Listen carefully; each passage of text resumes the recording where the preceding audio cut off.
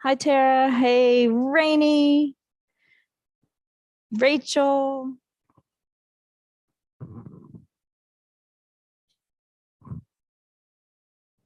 Hi, Casey Lobby. Rainy says hello to everyone.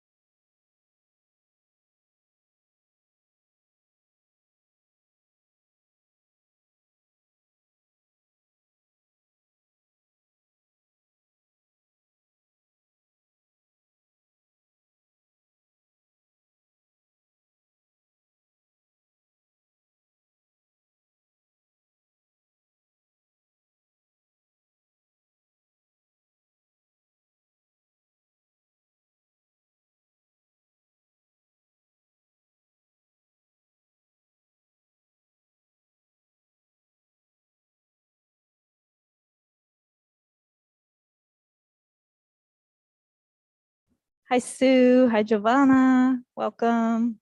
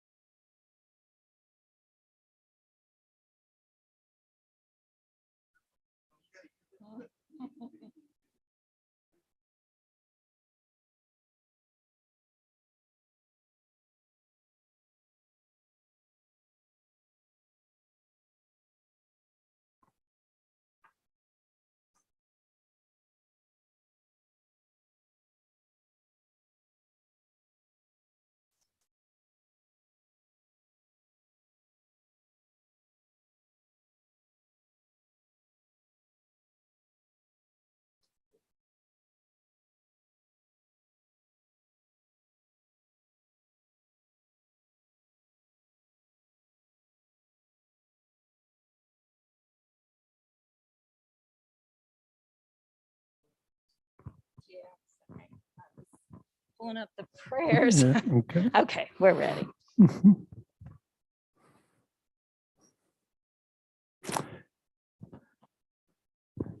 you have any announcements? I don't, Robbie. Okay. Well, welcome everyone. This is the third of 6 classes in the Discovering Buddhism module, Thought Transformation, Training Your Mind. So let's begin with our prayers on page 34 in the prayer book. We'll start with refuge and generating bodhicitta 3 times in English, the 4 immeasurables, the 7-limb prayer, and the short mandala offering. These help prepare our minds so that we get the most benefit from the discussion that's to follow. I go for refuge until I'm enlightened to the Buddha, the Dharma, and the Supreme Assembly. By my practice of giving and other perfections, may I become a Buddha to benefit all sentient beings. I go for refuge until I'm enlightened to the Buddha, the Dharma, and the Supreme Assembly. By my practice of giving and other perfections, may I become a Buddha to benefit all sentient beings. I go for refuge until I'm enlightened to the Buddha, the Dharma, and the Supreme Assembly. By my practice of giving and other perfections, may I become a Buddha to benefit all sentient beings. May all sentient beings have happiness and the causes of happiness. May all sentient beings be free from suffering and the causes of suffering. May all sentient beings be inseparable from the happiness that is free from suffering. May all sentient beings abide in equanimity, free from attachment for friends and hatred for enemies. Reverently, I prostrate with my body, speech, and mind. I present clouds of every type of offering, actual and imagined. I declare all my negative actions accumulated since beginningless time, and rejoice in the merits of all holy and ordinary beings. Please remain until the end of cyclic existence and turn the wheel of Dharma for living beings. I dedicate my own merits and those of all others to the great enlightenment. This ground, anointed with perfume, strewn with flowers, adorned with Mount Meru, 4 continents, the sun and the moon. I imagine this as a Buddha field and offer it. May all living beings enjoy this pure land. Idam Guru Ratna Mandala Kamnirya Tayami. And we'll begin with a meditation.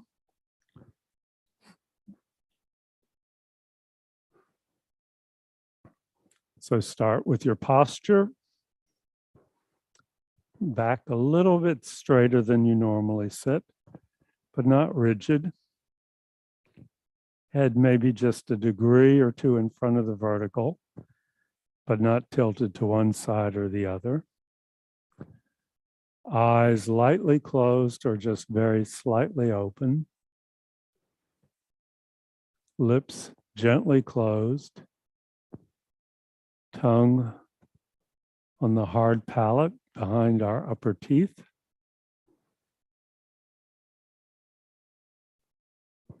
Shoulders down, not clenched up, but down, and a little bit back so that our chest opens up. Upper arms away from the sides of our chest. Right hand on left, with the thumbs slightly below, touching slightly below the level of the navel. If we're sitting in a chair, we're sitting towards the front of the chair, not leaning back, our feet flat on the floor or on a cushion underneath our feet. If we're sitting on a cushion, we're sitting towards the front of the cushion and our legs crossed in a position that we find comfortable and stable. So just take a moment, scan your body from the top of your head down to the soles of your feet and identify any tension or discomfort and address it now so it doesn't become a recurring distraction during the meditation.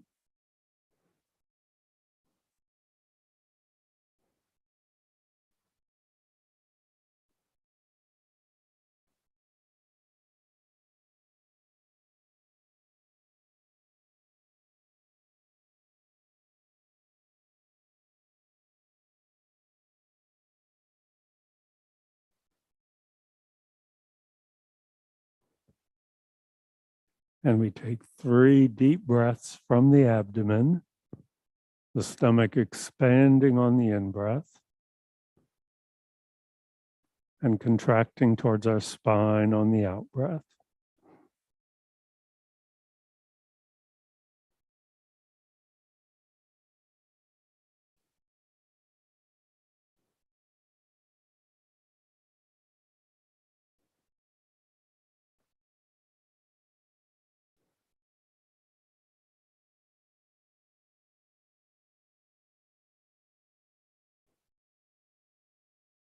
And now we allow our breathing to return to its normal pattern.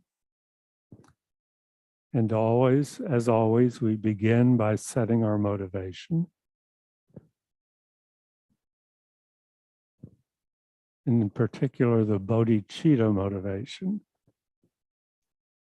the wish to become enlightened for the benefit of all.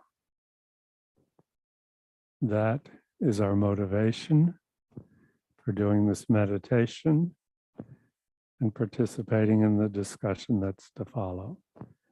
That may not come naturally or easily, but even if you have to kind of force it out, said to be incredibly beneficial. I am doing this so I can become enlightened, so I can be of benefit to all sentient beings.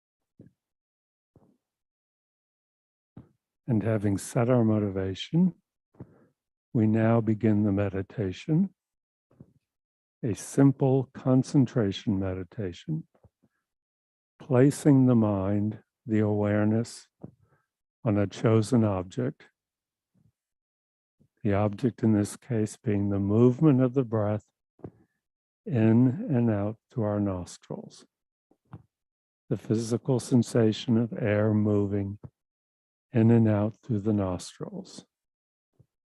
Nothing more, nothing less than that. Just mind aware of breath.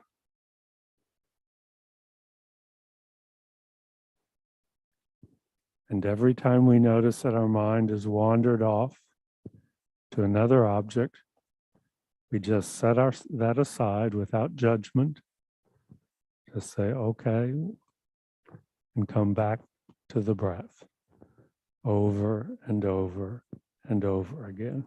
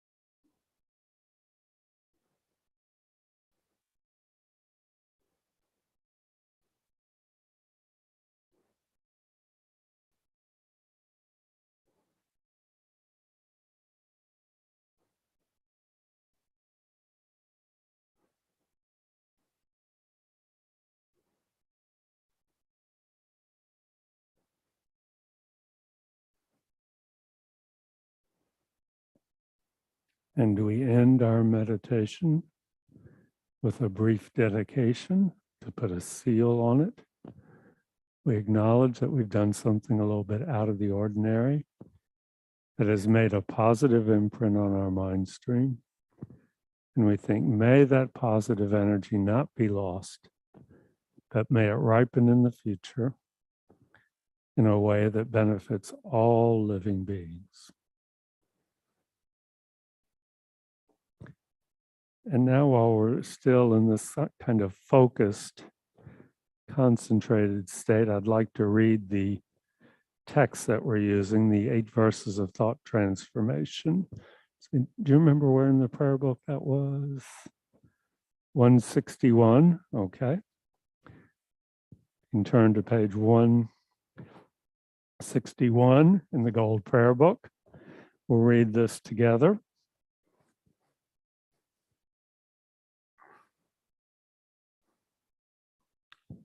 Determined to obtain the greatest possible benefit from all sentient beings who are more precious than a wish-fulfilling jewel, I shall hold them most dear at all times.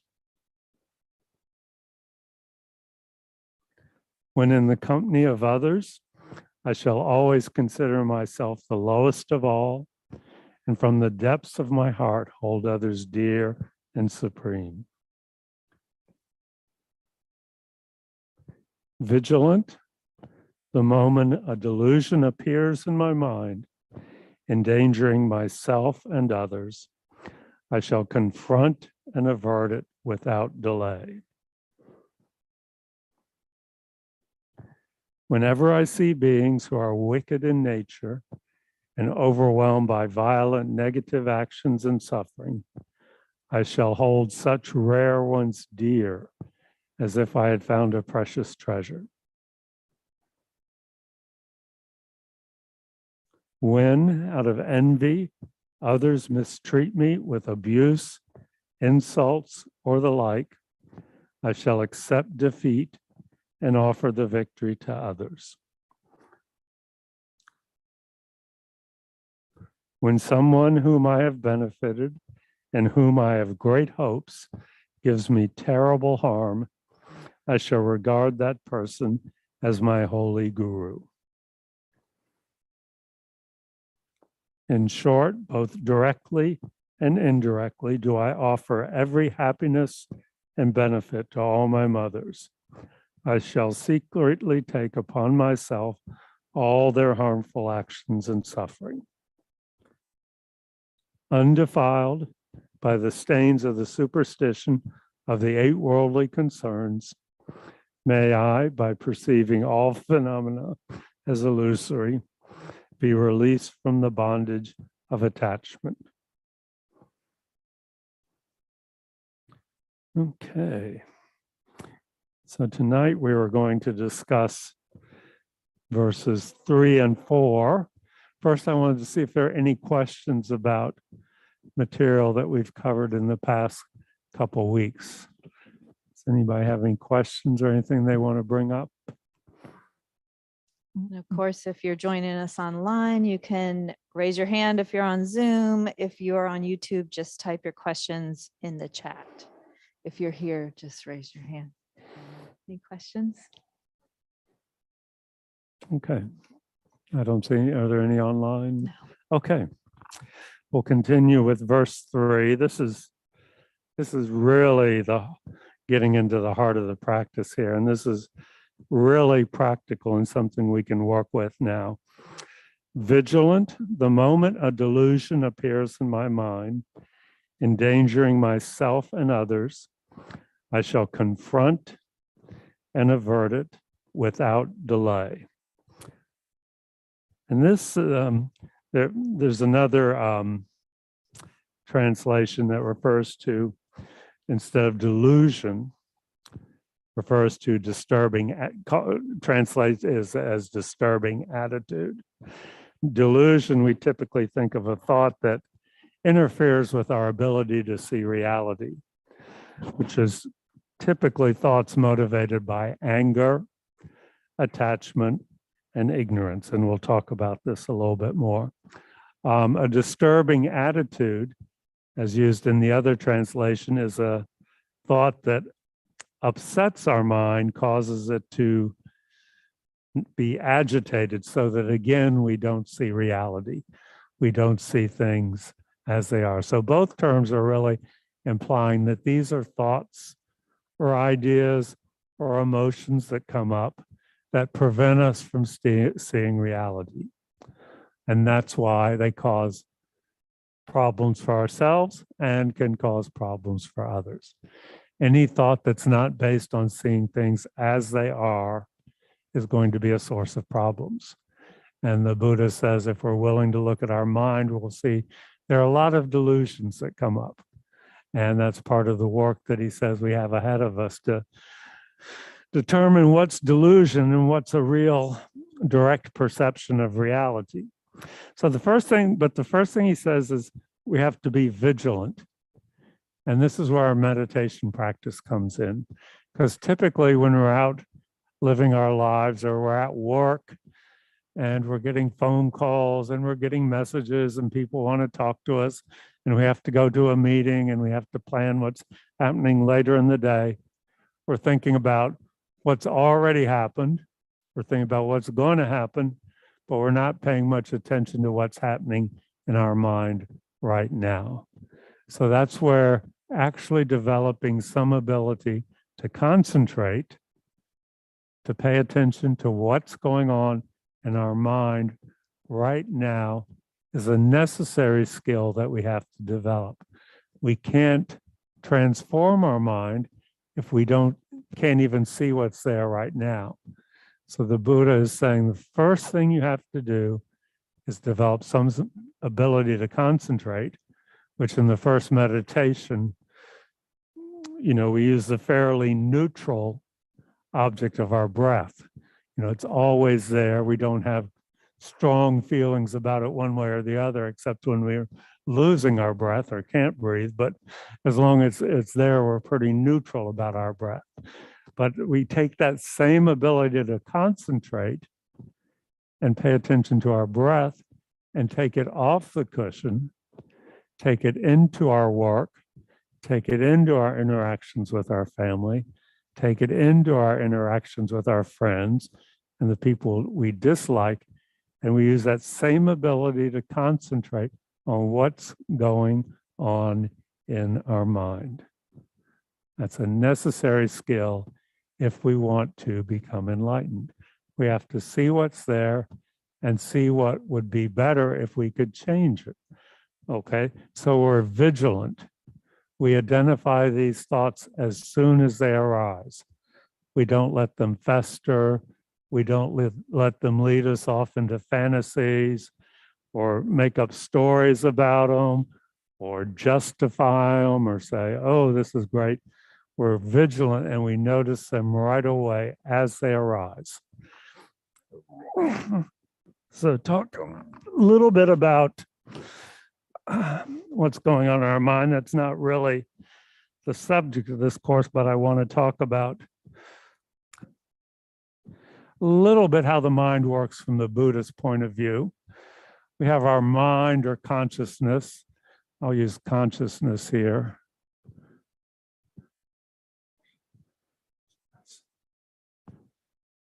And our mind encounters various objects, okay? There are objects of perception, which could be a red cushion, a bottle of water, a memory about I have to go to store on the way home tonight, a person, emotion, everything that our mind encounters, various objects, thoughts, people, emotions, memories, all objects that our mind encounters.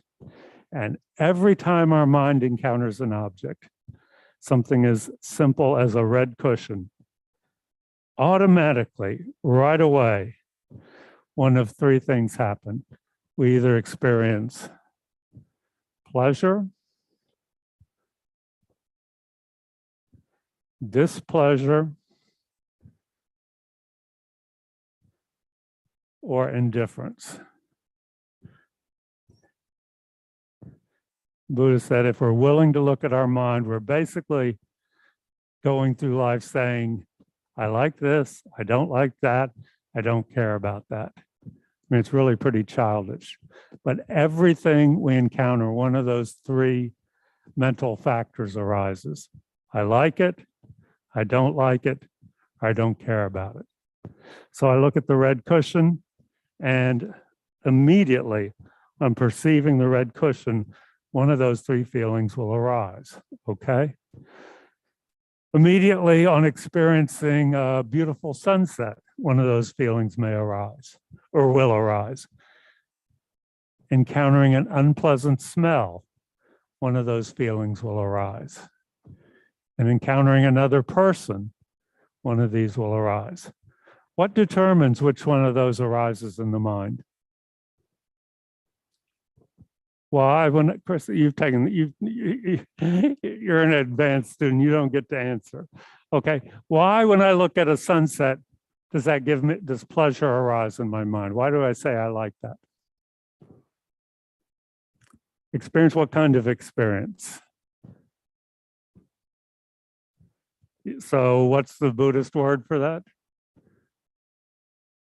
Yes, bingo, karma, okay? This is the way our mind is patterned by previous experiences in this lifetime and in previous lifetimes. It's automatic. You know, we don't have any choice in that. That is our karma. We are experiencing the results of our past actions. If we like the color red and we look at a red cushion, pleasure. That is the result of karma. Okay, if we, like, I can't stand the smell of hard-boiled eggs. I think they stink to high heaven. That is a result of my karma, okay? I don't have a choice. When we're in the dentist chair and he is drilling on a back molar, displeasure arrives. That is karma, okay? We don't have a choice. Our karma forces us to do that. And that's okay. That's not a problem. We inevitably experience the results of our karma. Now, when a Buddha has purified all his karma, a Buddha, an enlightened being, is no longer under the control of karma. So these feelings do not automatically arise in the mind of the Buddha every time he or she encounters an object. The Buddha just sees things directly, just sees reality, okay? These are, at some level, a little bit of a distortion. Buddha sees things directly, and that's said to be pure bliss. Okay, the Buddha can be surrounded by stinking hard-boiled eggs, and he's just blissed out, okay? Every experience for the Buddha is bliss, but we're not there yet. We're experiencing the results of our karma. Okay, we don't have any control over this, okay? And we can't sit there in the dentist chair and say, oh, this is a pleasurable experience. You know, that's just fooling yourselves, okay? It is unpleasurable.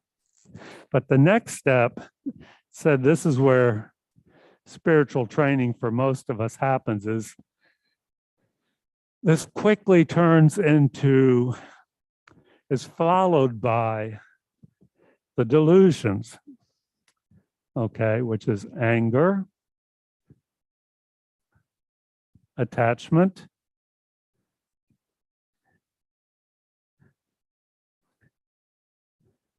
or ignorance.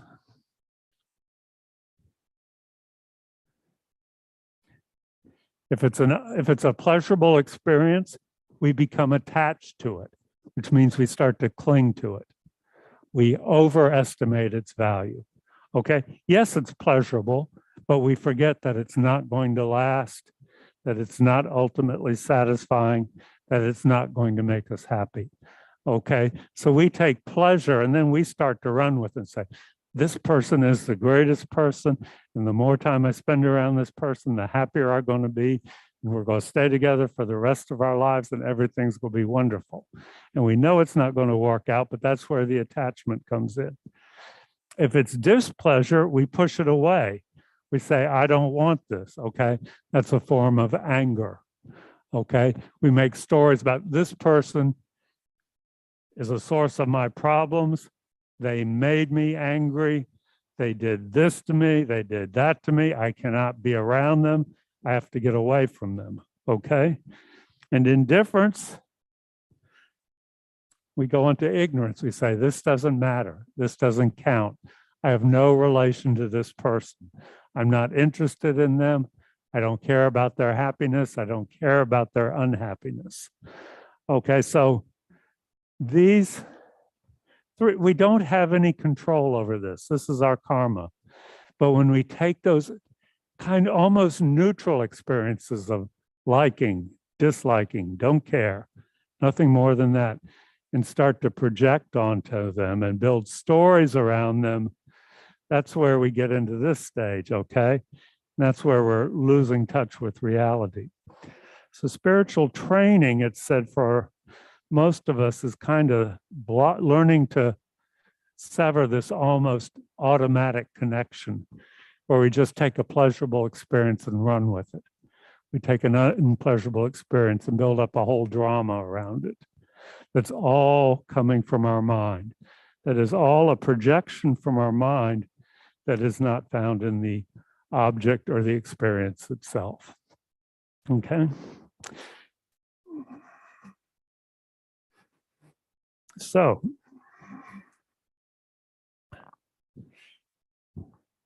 the moment a delusion appears in my mind, that refers to these, okay? Doesn't refer to the first three. Those are just the results of karma, okay? Those are not delusions per se. But when we take them and then that story starts to arise, okay? When we say, oh, this person's making me angry. Why do they make me angry? How dare they make me angry? But you know, I actually kind of like being angry at this person. I'm going to stay angry at them, and I'm going to find all these good reasons to justify my being angry at them. That's what he means by being vigilant when we start to see that happening. Okay, attachment. I like this person. Okay, this person's going to make me happy. I want to spend the rest of my life with this person. If I don't spend the rest of my life with this person, I'm going to be miserable. Okay, that's the story that arises. Okay, that's the delusion that we're building onto that simple feeling of pleasure. We have to note, the sooner we notice it, the better chance we have of seeing it for what it is. Okay, and then the same thing, ignorance. This person, I don't know them, I don't care about them, I have no connection to them. I'm not going to worry about them. They're just someone who's walking by, okay? Again, that's a story that's not based on reality. So these are all those delusions that arise. And these delusions, as he says, endanger myself. They cause me to create negative karma, to do actions of body, speech, and mind that will cause me problems in the future, okay? And then they cause me to act in ways that harm others also, okay? So this is not about suppressing our negative thoughts. It's not about ignoring them, but it's about becoming immediately aware of them. At first, you know, when we start to work with our mind in this way, you know, the horse is already out of the barn. And we're just going to say, okay, I really got angry there. I really rode that for all it's worth. But as we work on this kind of practice, we can catch these things sooner. And just by identifying them, that takes a lot of their power away. It doesn't make them go away completely. It doesn't stop them from arising, but it does make them less powerful. And the sooner we identify them for what they are, the more options we have, okay? If we haven't ridden it all the way to the end line, but we're back sooner and we can stop and say, okay, I don't have to follow that. And then we are training our mind. I mean, these feelings of anger and attachment and ignorance, those are habits that we've practiced very well in the past. So it's like stopping smoking or something like that. It's a habit. It's hard at first. You have to really grit your teeth, and it seems very forced and unnatural. But with time, those old habits lose their power, and we can replace them with habits that are based on ultimately seeing reality as it is, that are not delusions. It's said that we actually replace them with what we frequently refer to as their antidote, okay? So if we notice that we have anger coming up a lot, it's said that if we meditate on patience and love, the wish that others be happy, that meditation will replace the anger with time. If we have problems with attachment, said we should meditate on impermanence, which is the nature of all phenomena, that they don't last, that everything falls apart, that this experience we think will give us happiness dissipates over time. Nothing is permanent, nothing is unchanging. So we meditate on impermanence, and that's the antidote if we have a lot of problems with attachment. And instead, if we have a lot of ignorance, or sometimes also if we have a lot of doubt, if we question everything, if we don't accept, if our mind is just bored and jumping around from subject to subject and not really getting serious about anything, that's said to be a form of ignorance of doubt. It said we should just do simple concentration on the breath. Concentration, developing powers of concentration is the antidote for ignorance. And we'll talk about some other stuff later. So we say we should confront it when one of these delusions appears, one of these disturbing attitudes, which just means acknowledging it, not sugarcoating it, not saying that, not convincing ourselves, I have, my anger is righteous, I'm justified in feeling this way, but just acknowledge it and then practice the antidote as soon as possible. So this is really practical, down to earth Buddhism, I think. This is stuff we can work on right now. We can set aside everything else the Buddha taught and just start to look at what's coming up in our mind, identifying it, applying the antidote, developing new habits, new ways of thinking. Any questions or comments about that?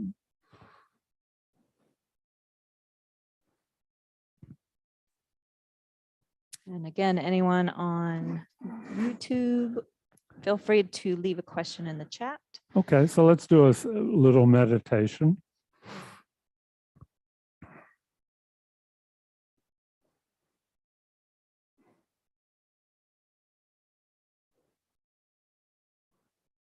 Just a moment of watching the breath.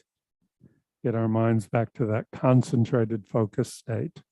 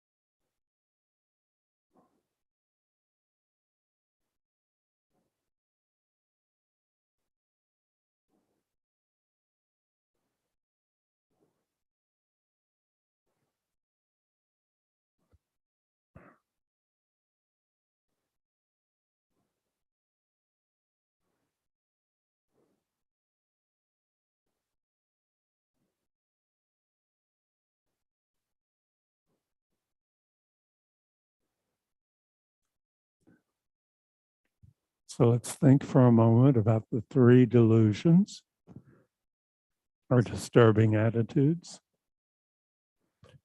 Anger, the wish to harm or push away.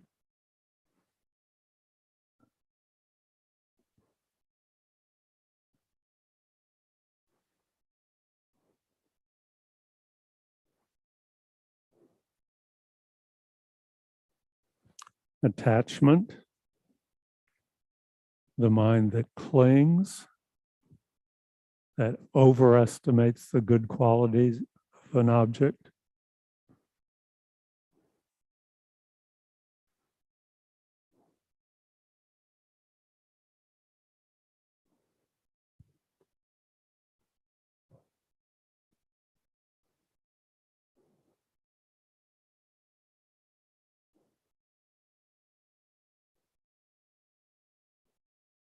And ignorance or doubt,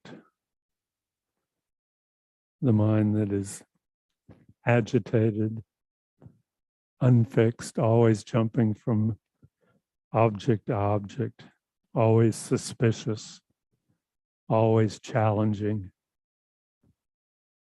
never can stay focused.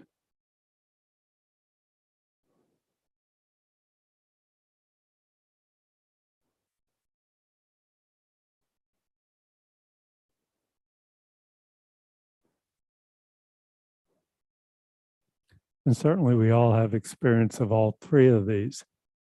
But most people find that there's one that seems to be their strongest habitual way of thinking that comes up more often in interacting with the world around them. So see if you can identify which one you're most familiar with, which one is your strongest habit.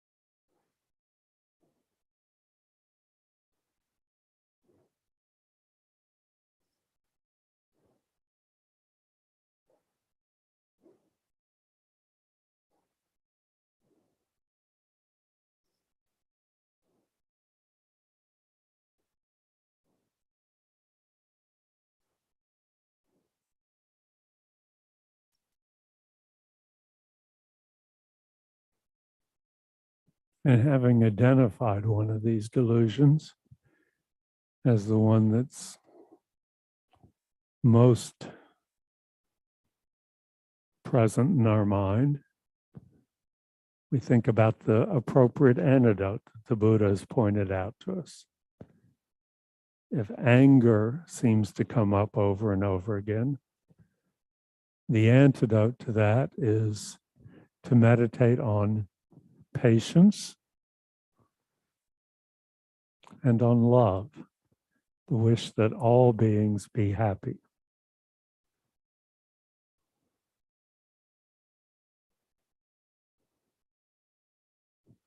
If attachment is a special issue for us, we meditate on impermanence and understanding that everything is in the process of changing and falling apart. Nothing is fixed and impermanent, unchanging.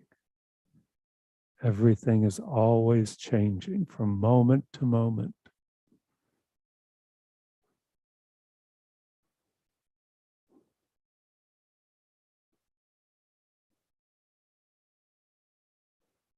And if ignorance or doubt is a special issue for us, we do concentration meditation. Counteract that distracted mind with a mind that is focused and clear.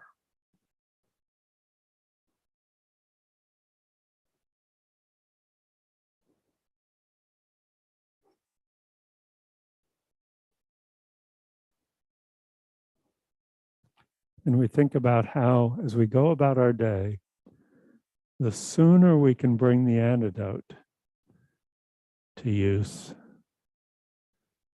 the more effective it is in dissipating the strength of the delusion. may seem very artificial or forced at first. But with practice, we notice these positive attitudes begin to arise spontaneously in place of the delusions. We don't turn into nothingness or just blobs. We still have things we like, things we don't like, things we don't care about.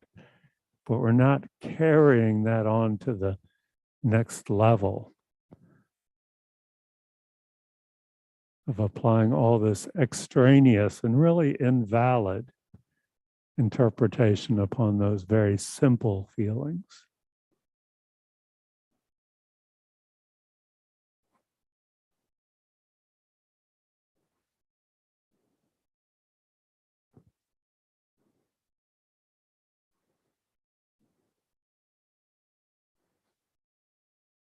And you can relax your concentration.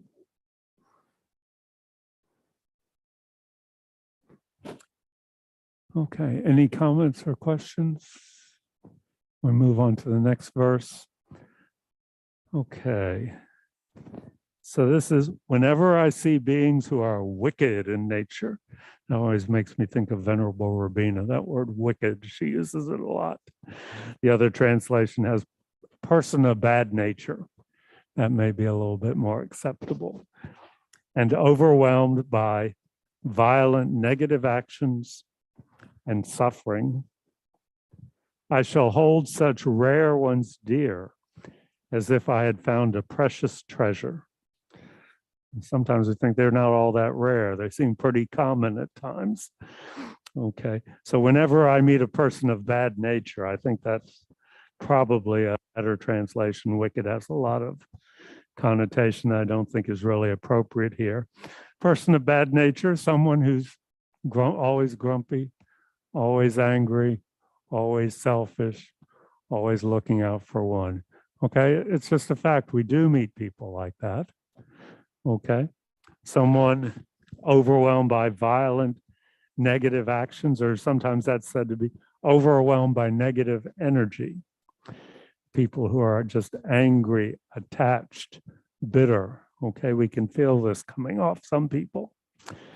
People with intense suffering, those who are having physical or mental problems, who are sick, have serious injuries. Okay, we may not like being around those people. Some people have no problem with it. Okay, but it's inevitable that we will encounter people like this in our lives. So rather than pushing them away, it said we should hold them dear. Okay, that's how do we wrap our minds around this? There are a couple ways to approach this. We can think that no matter how difficult or unpleasant someone may be, they, just like myself and like everyone, want to be happy. That's something that we all have in common. Okay, they may be going about it in ways that we don't think are particularly effective or going to work, but they want to be happy. They are suffering, just like every other sentient being. They want their suffering to end. They want to be happy. So in that way, we have much more in common with these people than things we don't have in common. Okay, so we're actually very close in that way. Okay, we can also think that we are meeting these people because of our karma. It's not random. They're not aggressors. We're not victims. They're not coming in our lives ruining it. We are encountering people like that because of our own past actions in the past. If we hadn't acted in certain ways, we wouldn't be encountering people like that. I said this before, but I think we know some people who go through life and never meet an enemy because their mind is such that it doesn't have the karma to meet enemies. It doesn't perceive enemy when we look at a person who we think is just horrible and awful. Okay, they may see them as someone suffering who wants to be happy. They have the type mind that can see them that way. And that's a much happier state to be in than to see people to go through life and seeing a lot of enemies. That's not a very happy way to live your life. Okay. And then it is dependent upon these people who push our buttons that we develop positive qualities of our own. We don't develop patience and compassion and generosity and all those good qualities by dealing with people who are easy to get along with. Okay, we need the people who stretch our abilities. And that way, these people are our teachers. They're pointing out to us where we have room to grow, where we can develop more. Without these people, we would not become enlightened. We need these people to become enlightened. They're very valuable to us in that way. Okay, we also need teachers and others like that. But we also need difficult people in our lives to become enlightened. So in a way, we could say we are dependent upon them for our enlightenment. And it's said that very highly realized beings, not necessarily Buddhas, but what we refer to as high-level bodhisattvas, which is someone who's realized bodhicitta, actively seek out, want difficult people in their lives, want unpleasant people and people who are dirty and people who are lying and people who are stealing, because that's the final, that'll help them polish the final rough edges off that they need to become a Buddha. But it's kind of ironic because they're high-level bodhisattvas, so they very rarely see anyone who acts that way. Their mind cannot see that. They're the people who don't have enemies, but they actively want enemies. For the rest of us, most of us have no problem finding enemies, okay? But instead of reacting to them with repulsion, pushing away, get out of my life, stay away from me, we react to them as a precious treasure, okay? And it's said that the ultimate antidote for this sense of this, for dealing with, for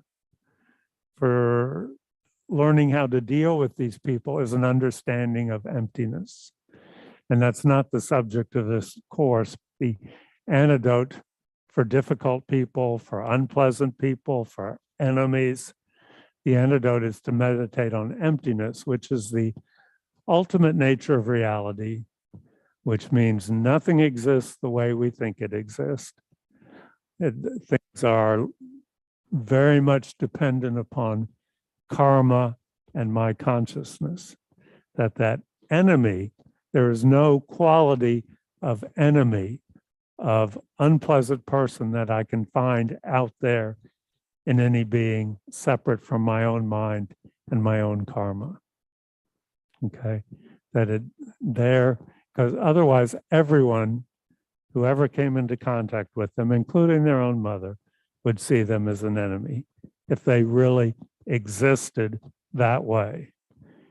They exist that way because of my mind and my karma. That's what we're talking about when we talk about emptiness. So that's the ultimate antidote. If you're going through life and it just seems you're just meeting unpleasant people, one after another, first thing you have to do is look at your karma, okay, and start to clean up your karma by purifying it, which is another course. And then you have to meditate on emptiness, the nature of reality. Those are the antidotes for dealing with the difficult people in your life. The antidote is not pushing them away or not pointing out their flaws to them so that they'll change into what you think they should be. Okay, it's starting to see how they really exist and how what is them and what's your mind's projection onto them. And that's how we get rid of the unpleasant people in our lives. And it's not magic, it's just working with your own mind. Okay. So let's do a brief meditation.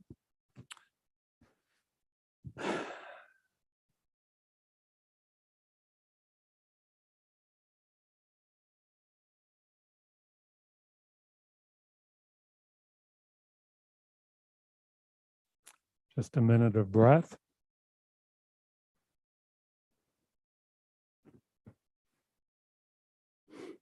Now think about, bring to mind someone in your life who you think of as a difficult person or challenging. It doesn't have to be someone who's out to murder you in your sleep or anything like that, but just someone maybe at work who gets on your nerves.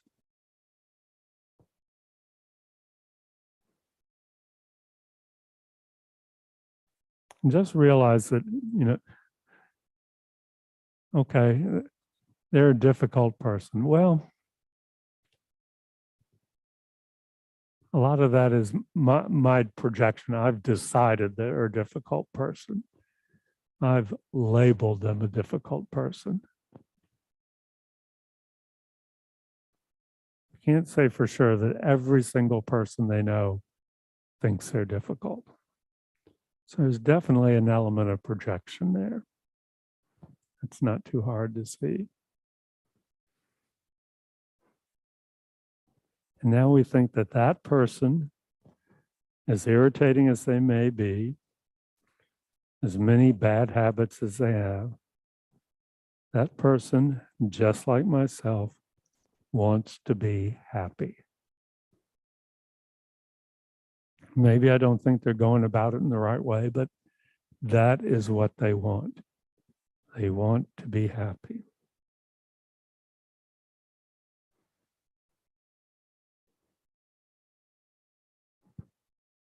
And now think that this person is in my life.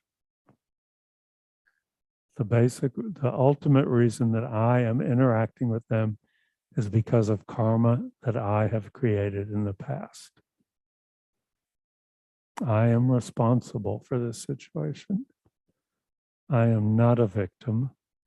I have created the causes and conditions for this person to be in my life. I may not be aware of having done it, but if we understand karma, we accept that.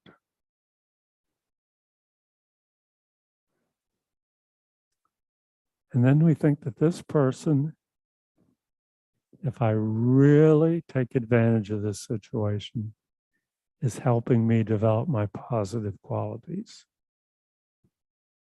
Patience, kindness,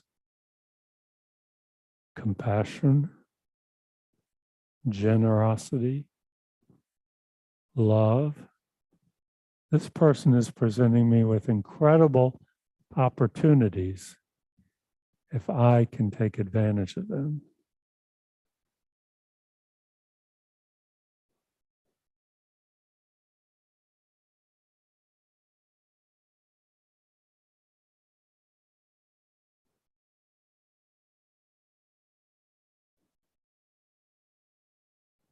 And ultimately, we can think that this person, just like myself, just like every phenomena, every object, is empty of inherent existence.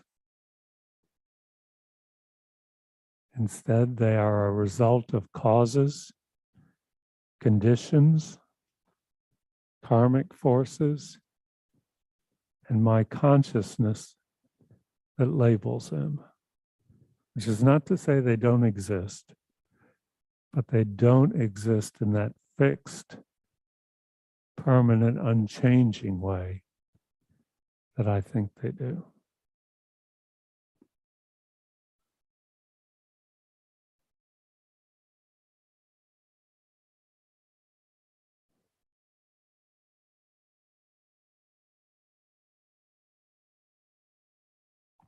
Okay, and you can relax your concentration. So that's the 2 verses for tonight.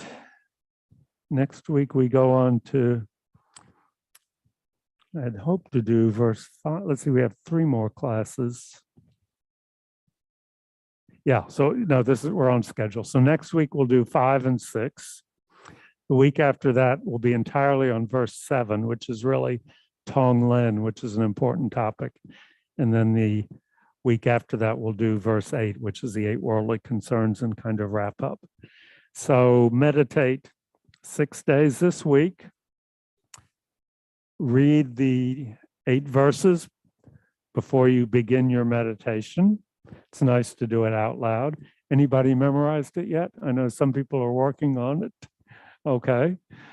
Got 3 more weeks to get it memorized. It's quite short. And then do some breathing meditation. And then 4 days out of the week, meditate on verse 3. 3 days out of the week, meditate on verse 4. That's a nice, 4 on 3, 3 on 4. And continue with the readings. And we'll be back here next week. Any questions? Anything else, Linda? Yeah, okay. Yes. Thank you for reminding me. I think we wrapped it up enough there, okay? Yeah. So we will be back here next week. Thank you, everyone. Thanks, everybody. We'll see you guys next week. Thank you. Thank you. Thanks, Bye, Robbie. everyone. Thanks, Linda. Thank you, everyone. Thanks. Bye.